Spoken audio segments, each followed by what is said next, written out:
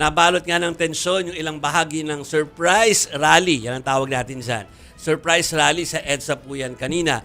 Nagkagirian, tulakan kasi ang ilang rallyista at mga pulis sa gitna po ng pagpapaalis po sa kanila doon sa area. Karamihan sa mga nasa EDSA ay mga miyembro po ng Iglesia ni Cristo at panawagan po nila accountability at transparency kaugnay ng katiwalian sa bansa. Kasabay po nito, inihayag ng pamunuan ng INC ang suporta nila kay Senador Rodante Marcoleta na nakatakda pong kasuhan ng plunder ng Office of the Ombudsman.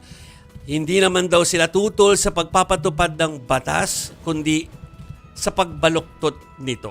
Si Marcoleta Pangaraw ang mismo ang nanguna sa pag-iimbestiga sa mga maanumalyang flood control projects sa bansa.